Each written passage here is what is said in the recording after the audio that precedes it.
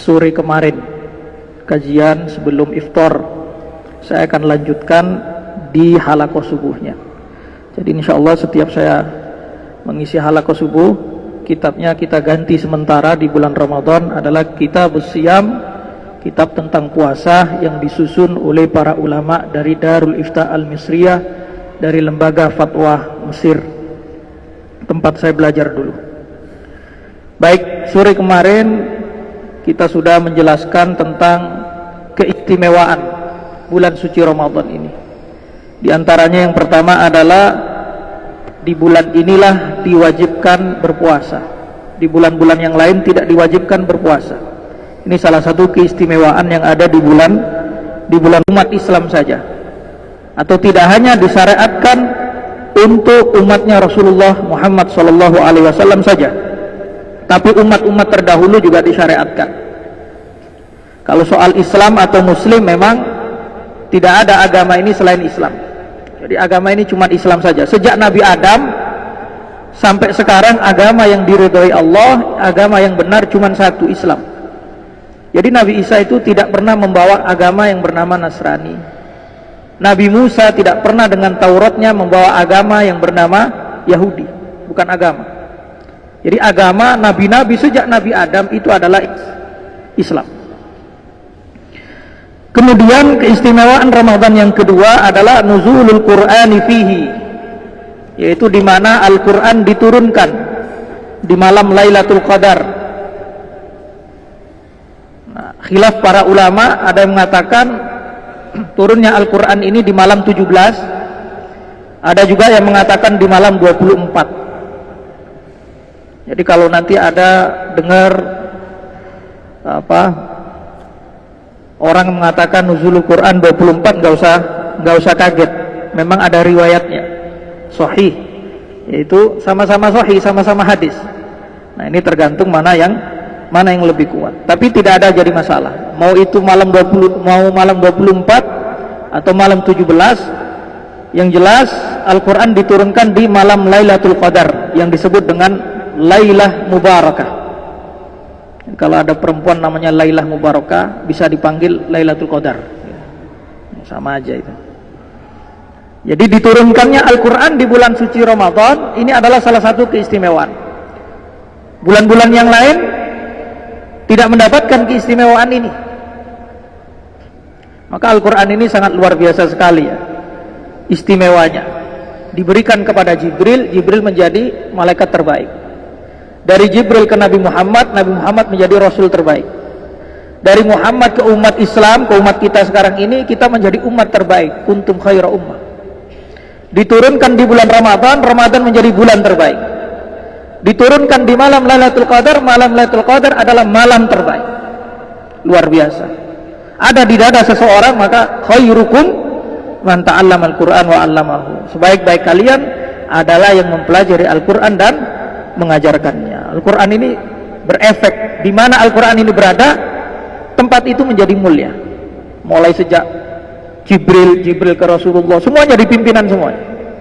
Semuanya jadi yang lebih utama. Dan Al-Quran ini adalah mukjizat khalidah, yaitu mukjizat yang abadi. Jadi sampai akhir zaman, mukjizat Rasulullah yang bisa kita lihat di depan kita hanya Al-Quran. Pecahnya bulan nggak pernah kita tahu. Air di sela-sela jemari Rasulullah tidak pernah kita tahu. Maka yang kita lihat sekarang adalah Al-Quran.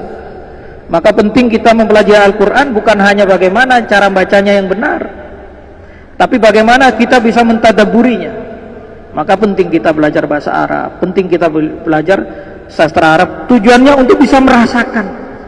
Bagaimana ketika disebutkan ya ayyuhalladzina amanu kutiba alaikumusiyam, kita bisa merasakan. Kenapa kok siam tidak pakai saum dan lain sebagainya. Diksi-diksi yang ada di dalam Al-Quran kita bisa merasakannya kalau kita memahami bahasa Arab. Maka kita belajar Al-Quran bukan hanya tajwidnya, bukan hanya bagaimana bacanya benar, tapi juga bagaimana pemahaman kita benar terhadap Al-Quran itu sendiri. Itu yang jauh lebih penting. Belajar fikih itu juga tujuannya adalah mempelajari isi kandungan Al-Quran. Belajar akidah tujuannya adalah untuk mempelajari isi kandungan Al-Quran. Jadi mempelajari Al-Quran yang masuk dalam kategori khairukum man ta'allamal Qur'an wa 'allamahu, itu maknanya sangat-sangat luas. Semua ilmu agama, semua cabang ilmu agama itu tujuannya adalah untuk mempelajari Al-Quran, karena Al-Quran adalah sumber utama. Al-Quran adalah sumber utama. Setelah itu hadis. Maka di dalam terkait Ramadan juga dikatakan syahrul Ramadan alladzi unzila fihil Quran hudan linnas. Di bulan Ramadan diturunkan Al-Quran, tujuannya adalah hudan linnas, sebagai petunjuk bagi manusia. Para ulama menafsirkan an-nas, manusia di sini adalah seluruh manusia, sebagai petunjuk bagi seluruh manusia, baik yang muslim atau yang kafir, baik yang mukmin ataupun yang kafir. Karena Al-Quran ini kalau diteliti sampai detik ini masih ada penelitian tentang kandungan Al-Quran oleh orang-orang ilmuwan sains dan lain sebagainya, baru terungkap sedikit demi sedikit. Ini nanti sampai akhir zaman Al-Quran itu masih tetap relevan untuk dikaji, baik secara ilmiah, ilmu-ilmu yang modern pada saat ini. Maka tidak heran dan tidak sedikit orang-orang di luar sana itu yang masuk Islam itu karena setelah penelitian, meneliti isi kandungan Al-Quran, ternyata cocok dengan ilmu-ilmu modern pada saat ini. Lalu kita kan masih belum mengkaji apa-apa ini. Jadi Islam kita ini masih Islam warisan ini. Nah, kalau orang-orang itu ada yang masuk Islam umur 50, masuk Islam umur 60, masuk Islam umur 70, tapi masuk Islamnya karena betul-betul sejak awal yakin bahwasanya Islam itu adalah agama yang benar. Nah, kita juga perlu. Makanya di dalam tauhid kata para ulama tidak boleh taklid. Dalam ilmu tauhid tidak boleh taklid, tidak boleh hanya ikut-ikutan. Terus harus berpikir. Bahkan kata para ulama, bagi orang yang punya kesempatan waktu kemudian memiliki kemampuan untuk belajar ilmu tauhid, maka dia dosa kalau tidak mempelajari ilmu tauhid, tidak mempelajari dalil-dalil tauhid. Jadi ditanya, Allah itu ada, apa dalilnya nggak tahu. Allah itu esa, apa dalilnya nggak tahu. Nah, ini harus dipelajari. Kemudian keistimewaan yang ketiga bagi bulan Ramadan adalah tufattahu abwabul jannati wa abwabul khairi fihi, yaitu dibukanya pintu-pintu surga dan pintu-pintu kebaikan. Sebagaimana di dalam hadis dikatakan, idza jaa ramadhanu futihat abwabul jannah wa ghulliqat abwabun nar wa sufidatis syayatin. Jika datang bulan Ramadan, maka pintu-pintu surga dibuka dan pintu-pintu neraka ditutup dan seluruh setan dibelenggu. Ada yang mengatakan sebagian setan, ada yang mengatakan semua setan. Yang tidak dibelenggu adalah hawa nafsu kita. Jadi kita ini sedang melawan hawa nafsu kita sendiri. Jadi kalau kita buat maksiat di bulan Ramadan, jangan salahkan setan lagi. Setan sudah dibelenggu. Jadi kalau kita sekarang malas-malasan ibadah, kita sekarang maksiatnya masih jalan terus, jadi jangan punya alasan karena saya diganggu oleh setan, karena saya dilupakan oleh setan. Setan sudah dibelenggu. Tinggal sekarang kita ngukur saja. Kira-kira hari-hari kita, maksiat kita ini karena setan apa karena diri kita. Nah, itu ngukurnya di bulan Ramadan. Dibuka pintu-pintu surga. Pintu surga ada 8 yang disebutkan secara jelas di dalam hadis. Ulama sepakat ada 4: babur rayyan, salat, kemudian jihad, sedekah. Selebihnya 4 yang lain khilaf antara para ulama. Ada yang mengatakan babul ilmi, pintu ilmu. Ada yang mengatakan babul kaziminal ghaidz, pintu orang-orang yang suka memaafkan. Jadi tidak secara eksplisit atau secara jelas dijelaskan di dalam hadis-hadis. 4 dijelaskan di dalam hadis. Jadi kita yang puasa sekarang ini masuknya nanti babur rayyan. Tentu saja kalau kita puasanya benar, harus tahu syarat dan rukunnya, harus tahu yang membatalkannya. Membatalkan secara fikih mungkin dengan makan, tapi ada juga yang membatalkan secara tasawufnya, secara akhlaknya. Jadi batal itu pahalanya. Jadi tidak makan dia, tidak batal secara fikih, dia tidak dituntut untuk qadha puasanya, tapi pahalanya tidak dapat. Itu ketika kita tidak puasa di seluruh anggota tubuh kita. Kita perutnya puasa tapi lidahnya tidak puasa. Perutnya puasa tapi matanya tidak puasa. Perutnya puasa, tangannya tidak puasa. Perutnya puasa, kakinya tidak puasa. Maka itu yang menghilangkan Menghilangkan pahala puasa. Sampai di situ kemarin kita masuk ke yang keempat, istimaluhu ala lailatul qadar. Jadi keistimewaan keempat bulan Ramadan adalah karena di dalamnya ada malam Lailatul Qadar. Jadi malam Lailatul Qadar ini adalah khusus di bulan Ramadan. Jadi keistimewaannya apa? Ibadah di dalamnya di malam itu seperti ibadah berapa? 1000 bulan. Itu kalau dihitung sekitar berapa tahun itu? 1080-an tahun.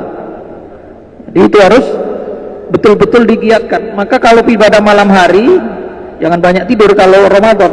Baca Al-Quran, sholat tahajud diperbanyak. Nah kemarin Pak Ferry nanya, Ustadz gimana ini kita sholat witir di masjid, boleh nggak sholat witir lagi nanti setelah tahajud di rumah? Boleh.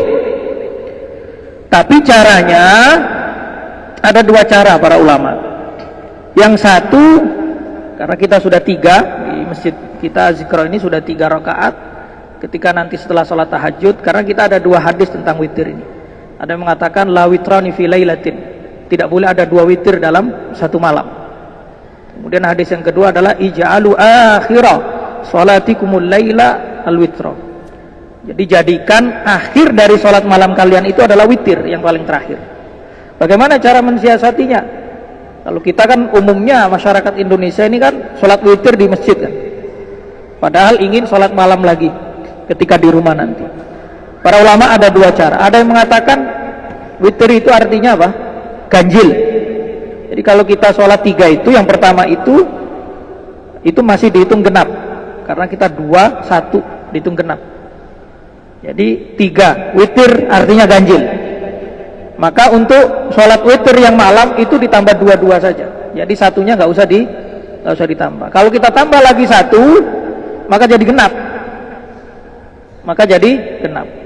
Atau caranya setelah sholat tahajud kita sholat 1 rakaat dulu, niat witir untuk menggenapi yang kita sholat di masjid. Jadi genap. Baru setelah itu kita sholat witir, mau 3 rakaat, mau 5 rakaat ataupun yang lainnya. Tahu ya caranya ya? Jadi jangan sholat witir 3 rakaat, kita tahajud, kemudian witir lagi 3 rakaat, genap, gak ada yang witir. Total 1 malam itu kalau ditotal menjadi genap. Karena tidak boleh ada 2 yang ganjil, karena jatuhnya genap. Jadi malam Lailatul Qadar, faddalallahu azza wa jalla syahra Ramadan bilailatul qadar. Allah Subhanahu wa taala memuliakan bulan Ramadan bilailatul qadar, dengan Lailatul Qadar. Bi an ja'alaha ihda layali hadzal syahril karim. Dengan cara menjadikan apa? Salah satu malam di bulan yang mulia ini. Wa hiya al-lailatul lati anzalallahu azza wa jalla fiha al-Qur'ana 'ala an-nabiy sallallahu alaihi wasallam. Ini adalah malam di mana Allah Subhanahu wa taala menurunkan Al-Qur'an. Di dalam Al-Qur'an Allah Subhanahu wa taala berfirman, "Inna anzalnahu fi lailatin mubarakah." Nah ini. Sesungguhnya kami menurunkan Al-Qur'an di malam yang berkah, fi lailatin mubarakah. Nah, maksudnya Lailatul Mubarakah di sini adalah Lailatul Qadar. Kemudian di dalam ayat yang lain yang sering kita baca, sering kita hafal, inna anzalnahu fi lailatul qadar. Sesungguhnya kami, kata Allah Subhanahu wa taala, menurunkan Al-Qur'an di malam Lailatul Qadar. Wa ma adraka ma Lailatul Qadar? Lailatul Qadri khairum min alfi syahr. Lailatul Qadar lebih baik daripada 1000 bulan. Nah ini para ulama, Rasulullah itu pernah dikasih tahu sama Allah Subhanahu wa taala Lailatul Qadar itu kapan? Pernah Rasulullah itu tahu. Ketika ditanya sahabat, Rasulullah itu dilupakan. Makanya para ulama Rasulullah langsung menjawabnya, carilah di malam-malam ganjil. Di malam-malam ganjil di bulan Ramadan. Ada polemik juga, permasalahan juga, malam ganjil itu kapan? Ada yang mengatakan sejak malam 21. Tapi kalau Ramadannya 29 bagaimana? Jadi ada kajian-kajian semacam itu. Maka yang paling selamat adalah 10 malam terakhir itu dihajar aja semuanya. Gak usah dipilih-pilih. Malam 21, malam 23, malam 25, gak usah dipilih-pilih. Pokoknya malam akhir 10 malam terakhir itu adalah di mana Lailatul Qadar di mana Lailatul Qadar itu ada. Berarti kalau dulu, kalau kita memakai qaul atau pendapat yang mengatakan Al-Quran diturunkan di malam 17, berarti itu bukan malam 10 terakhir. Jadi kalau Al-Quran kita memakai pendapat bahwasanya malam 17 adalah malam diturunkannya Al-Quran, dan itu yang masyhur, maka malam itu, Lailatul Qadar itu pernah ada di selain 10 terakhir. Kalau kita pakai pendapat malam 24 Lailatul Qadar itu malam turunnya Al-Quran itu, maka malam itu adalah malam 10 terakhir. Oleh karena itu para ulama juga menganjurkan tidak perlu kita mencari-cari membeda-bedakan malam di malam Ramadan. Kalau bisa sejak hari pertama itu sudah dianggap Lailatul Qadar aja semuanya, agar nanti kita di akhir itu tidak menyesal. Kalau kita cuma mencari-cari kira-kira yang Lailatul Qadar mana ini, tanggal 17, ibadahnya luar biasa, nanti 18-nya melempem lagi, takutnya kita tidak dapat malam Lailatul Qadar.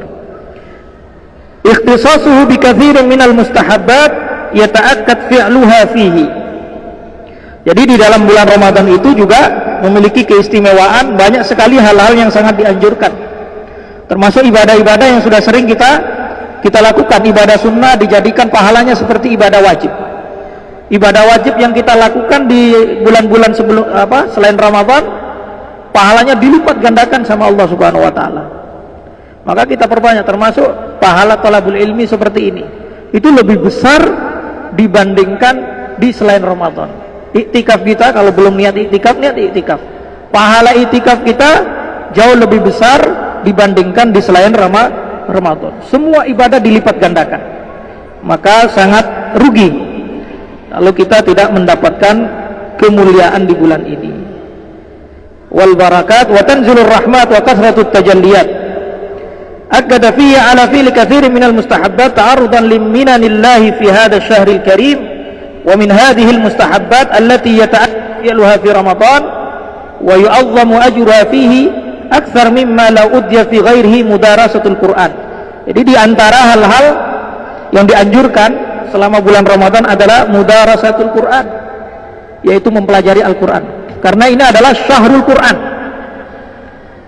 Bahkan generasi salaf itu kalau sudah masuk bulan Ramadan itu semuanya hal-hal yang sunnah yang lainnya ditinggalkan, fokus untuk mengejar Al-Quran.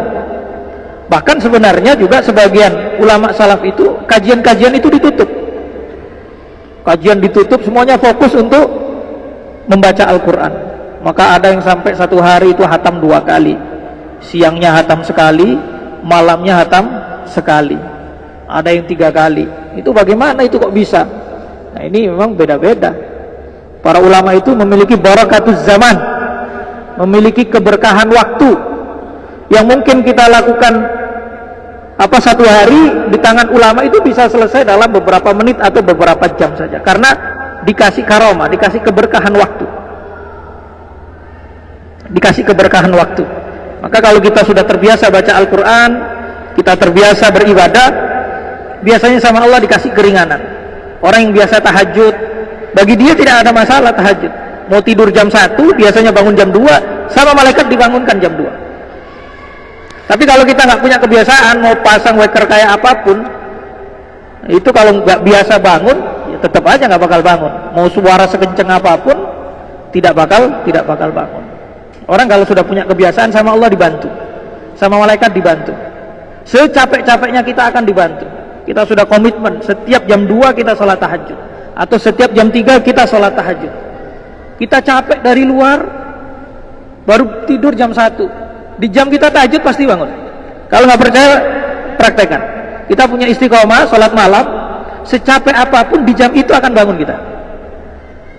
Itu Allah akan tolong, itu Allah akan tolong, malaikatnya akan tolong, pasti bangun. Mungkin ya sesekali tidak bangun, itu wajar, manusiawi. Tapi umumnya pasti bangun kalau kita memiliki istiqomah seperti itu. Atau kita memiliki istiqomah tidur qailulah sebelum zuhur, beberapa menit sebelum zuhur, atau setengah jam misalkan sebelum zuhur. Kita secapek apapun tidur, nanti pas zuhur dibangunkan sama Allah Subhanahu wa taala. Tapi kalau nggak punya kebiasaan itu, setengah jam sebelum zuhur tidur, wah bangunnya udah jam 2 aja itu. Bisa-bisa juga asar juga baru bangun karena capek. Karena semuanya itu tergantung kebiasaan. Makanya jangan sampai punya kebiasaan-kebiasaan yang buruk. Ya kan? Kebiasaan itu yang baik-baik saja. Karena juga kita mempersiapkan kita akan meninggal di kebiasaan kita itu. Orang yang kebiasaannya zikir meninggal dalam keadaan zikir. Orang kebiasaannya sholat meninggal dalam keadaan sholat. Dan setiap orang itu Allah kasih kemampuan yang berbeda-beda. Maka di situ kita nggak perlu melihat ibadah orang lain. Ada orang itu yang kuat sekali berpuasa. Setiap Daud dia puasanya. Sama Allah dikasih kekuatan itu. Maka jangan sombong dengan kekuatan itu. Mungkin saudara kita dia tidak kuat untuk berpuasa. Kuatnya dia adalah sholat malam. Ada yang nggak kuat sholat malam, kuatnya apa? Dia ternyata istiqomah, nyantuni fakir miskin. Ada juga yang punya kebiasaan yang lain, kebaikan-kebaikan yang lain. Maka kalau kita punya kebaikan sama Allah ditolong untuk istiqomah dalam kebaikan tertentu, nggak usah sombong. Karena kita pasti punya kelemahan di yang lain. Begitu juga kalau kita itu tidak mampu melakukan satu kebaikan, kok saya nggak seperti si fulan ya? Si fulan bisa luar biasa ibadahnya di ibadah ini, di ibadah itu. Kok saya nggak bisa? Pasti kita punya kelebihan yang lain. Nah itu yang kita cari, itu kelebihan kita. Setidaknya kita kelak menghadap Allah itu ada satu amalan yang kita andalkan lah untuk mendapatkan syafaat atau untuk mendapatkan ampunan dari Allah Subhanahu wa Ta'ala. Jangan sampai nggak punya amalan andalan gitu. Dicari sholatnya udah nggak jelas, puasanya juga enggak, sedekahnya juga enggak, suka nyakitin orang juga. Jadi nggak ada satupun yang dicari-cari amalan apa yang bisa dia ini mendapatkan ampunan Allah, nggak ada. Semuanya jelek. Ya, jangan sampai seperti itu. Jadi kita di bulan Ramadan ini mencoba untuk mentarbiah diri kita agar 11 bulan ke depan kita menjadi sosok-sosok yang lebih baik. Karena kalau kita gagal di bulan Ramadan ini, kita akan lebih gagal lagi 11 bulan setelah. Karena di sini betul-betul pintu surga dibuka dan setiap malam Allah itu membebaskan dari catatan-catatan orang yang dimasukkan neraka, itu banyak yang dibebaskan sama Allah. Jadi betul-betul diobral pahala pada malam hari ini atau pahala pada bulan suci Ramadan ini. Kemudian fadailus shaum, keutamaan berpuasa. Nah, kemarin sore saya jelaskan ada orang yang mengatakan, kenapa kok niat kita ini, saya dapat pertanyaan dari jamaah, kok niat kita ini setiap hari nawaitu shauma ghadin, kita berniat puasa besok hari, kok enggak siyama ghadin? Ya, karena perintahnya itu apa? Ya ayyuhalladzina amanu kutiba alaikumusiyam, bukan kutiba alaikumus shaum. Di dalam Al-Quran kata shaum itu maknanya puasa bicara. Kalau yang kita maksud puasa tidak makan ini adalah siyam bahasa Arab. Seharusnya memang logikanya masuk juga pertanyaan itu. Bukankah kita ini niatnya untuk tidak makan dan tidak minum? Harusnya nawaitu siyama ghadin, bukan shaum. Karena di dalam Al-Quran shaum itu artinya puasa bicara. Kalau puasa dari makanan, dari minuman, dari menggauli istri, itu bahasa Arabnya siyam. Tapi dia lupa bahwasanya di dalam hadis-hadis memang di Al-Quran nggak ditemukan shaum dengan makna kita puasa menahan lapar dan dahaga. Tapi di dalam hadis banyak sekali kata-kata yang memakai shaum. Termasuk bunyal islamu ala khamsin, salah satunya adalah shaumi Ramadan, bukan pakai siyami Ramadan. Ini kadang kita ini, zaman kita ini banyak yang iseng juga, ya kan? Banyak syubhat-syubhat karena mulai kritis dikritisin itu. Bahkan ulama pun kitab-kitab fikihnya mulai dikritisin. Ini sebenarnya ya di sisi lain kalau niatnya cari ilmu tidak apa-apa, tapi kalau niatnya untuk su'ul adab kepada para ulama jangan. Ini sudah, Islam kita ini sudah di akhir zaman. Artinya kalau kita mau menjadi mujtahid itu sudah telat ya. 4 mazhab itu sudah sangat kokoh. Mazhab Hanafi, mazhab Maliki, mazhab Syafi'i, mazhab Hambali sudah sangat kokoh. Sangat kokoh bagaimana? Mereka itu sudah teruji berabad-abad. Tidak mungkin ulama di semua mazhab ini sepakat untuk sesat, tidak mungkin.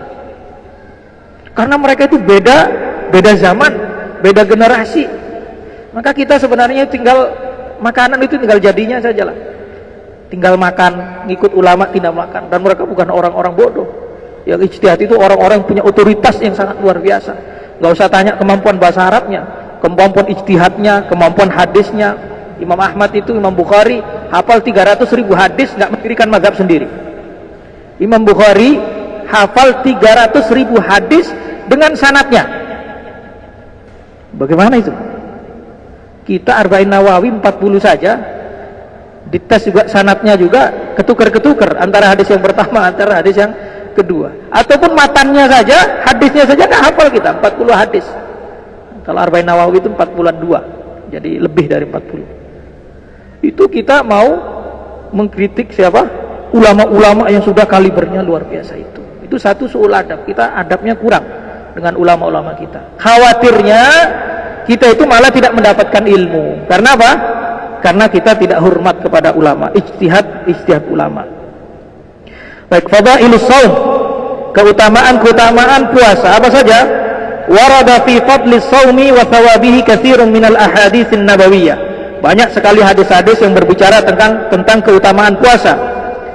Min dzalika ma warada fi bayani husulil farh was sa'adah lil insan fid dunya wal akhirah. Di antaranya adalah orang yang berpuasa itu mendapatkan kebahagiaan baik di dunia ataupun di akhirat. Apa hadisnya? Qala Nabi sallallahu alaihi wasallam, Nabi sallallahu alaihi wasallam bersabda, lis-shaimi farhatani. Orang yang berpuasa itu mendapatkan dua kebahagiaan. Farhatun inda fitrihi, satu kebahagiaan ketika dia berbuka atau iftar. Wa farhatun inda liqa'i rabbih, satu kebahagiaan lagi ketika dia bertemu dengan Tuhannya, bertemu dengan Allah Subhanahu wa taala. Satu kebahagiaan di dunia, satu kebahagiaan di akhirat. Nah, ini para ulama juga menafsirkan hadis ini juga macam-macam.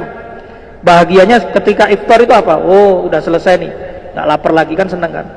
Kita sudah 10 menit, 5 menit pagi itu, wah lama banget ini, tidak azan Ustaz Zainil Haqi ini. Ditunggu gitu loh, apa? Bukanya ini kapan ini? Atau kadang setengah jam, atau kadang 1 jam sebelumnya udah nunggu ini. Esnya sudah memanggil-manggil itu sudah. Kapan ini diminum ini? Udah mulai. Nah, ketika sudah mulai azan, baru bahagia, senang. Itu adalah puasanya orang awam. Jadi senang karena makan, senang karena minum. Tidak apa-apa kata para ulama juga. Kalau kata Imam Nawawi, senangnya karena apa? Karena sudah tamamu al-ibadah.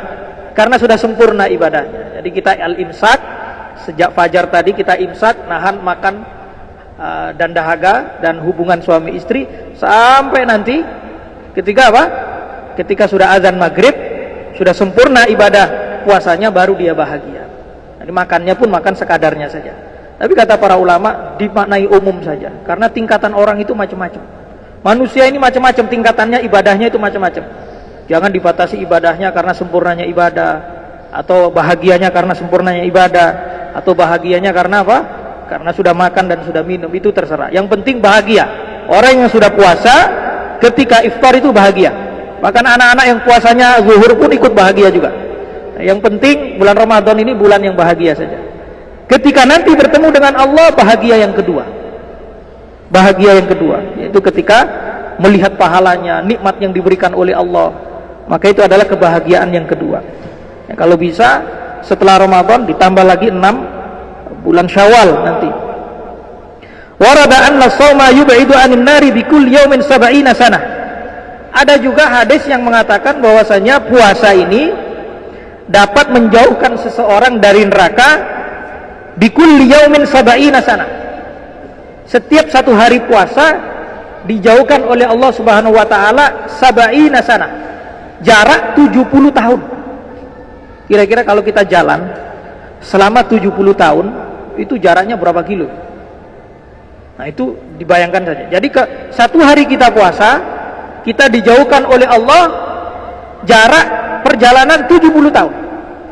Kalau kita genap 29 hari atau 30 hari puasa Ramadan, bisa dihitung 70 tahun kali 30. Berapa Ustaz Rizky? 2100 tahun. Gak ada kayaknya itu, Nabi pun umurnya segitu gak ada. Jadi ini adalah apa? Keutamaannya. Jadi maka jangan sampai bolong, jangan sampai tidak puasa. Persoalannya kita ini memang manusia ini, karena kita tidak tahu, gak kelihatan itu surga, gak kelihatan itu neraka. Kita ini lebih ke pikiran kita umumnya adalah materialistis. Jadi kita itu percaya yang kelihatan-kelihatan saja. Seandainya Quran itu seandainya neraka itu dibuka dari pandangan kita, hijab kita ke neraka itu dibuka, orang itu kayaknya itu udah nggak keluar masjid itu, ibadah terus itu. Karena neraka di depan matanya itu, surga di depan matanya. Setiap dia ibadah, saldo pahalanya itu kelihatan. Wah, itu nabung saya udah kelihatan. Ketika maksiat berkurang, itu nampaknya manusia itu akan lebih terkontrol. Tapi itu tidak masuk dalam kompetisi nanti. Makanya kita salah satu kriteria seorang mukmin itu adalah yu'minuna bil ghaib, percaya dengan yang gaib. Nah, maka ngaji ini adalah tujuan untuk mengingatkan hal-hal yang gaib itu. Kemarin kita sudah kehilangan sahabat kita Ustadz Fikri di usia yang sangat muda sekali. Ya kita ingat-ingat yang seperti itu, bahwa umur ini juga kita tidak tahu sampai kapan. Rasulullah sallallahu alaihi wasallam bersabda, "Man shoma yauman fi sabilillah ba'adallahu wajhahu 'anil nari 70 kharifan." Barang siapa berpuasa satu hari di jalan Allah, maka Allah akan menjauhkan dirinya dari api neraka 70 kharifan. Kharifan itu sanatan. Akan menjauhkan selama 70 tahun. Warada anna shauma yusharriful insana fil akhirah bidukhulil jannati min babin yusamma rayyan. Bahwasanya puasa ini dapat memuliakan seseorang di akhirat dengan masuk pintu surga yang bernama Ar-Rayyan, sebagaimana yang saya jelaskan tadi. Wa huwa babun khasun bis-shaimin. Pintu Rayyan itu adalah pintu khusus untuk orang-orang yang ahli puasa. Nah, kita itu harus tahu juga sampai orang disebut ahli itu seperti apa. Lalu puasa, kita kan kalau belajar ada namanya di sini ahli matematika, namanya ahli kimia, namanya ahli pesawat. Orang kan sampai disebut ahli itu ada syarat kriterianya. Kalau memang betul-betul diakui, minimal diakui tetangganya, itu si fulan itu masya Allah ahli puasa dia. Kenapa? Dia puasanya Daud luar biasa. Kemarin saya tawarin nasi kebuli nggak mau dia katanya. Nggak dikirim aja ke Ustadz Hidayat kan gitu. Dia pasti mau. Jadi ahli sholat juga begitu. Jangan sampai kita ini menurut pandangan orang bukan ahli sholat. Kan kalau ada orang meninggal itu pasti kita mengucap itu, waduh si fulan ini luar biasa, dia ahli ini, ahli sedekah, dia ahli sholat, kelihatan setiap malam jam 3 sudah ada di masjid Az-Zikra misalkan, dia ahli sholat. Si fulan ini ahli membantu orang lain, ringan tangannya ketika ada tetangganya membutuhkan bantuan, dibantu. Si fulan ini ahli ini, ahli ini. Itu kesaksian orang itu sudah. Maka kita harus menjadi salah satu ahli itu. Bukan sekedar puasa sekali 2 kali disebut sebagai ahli puasa. Maka ini khusus orang-orang yang ahli. Jadi as-shaimin itu adalah ahli puasa, bukan sekedar puasa saja. Dalam sekali hidup, seumur hidup cuman sekali 2 kali puasa. Itu tidak masuk kepada ahli puasa. Bis-shaimin. Qala sallallahu alaihi wasallam, "Inna fil jannati badan yuqalu lahu Rayyan."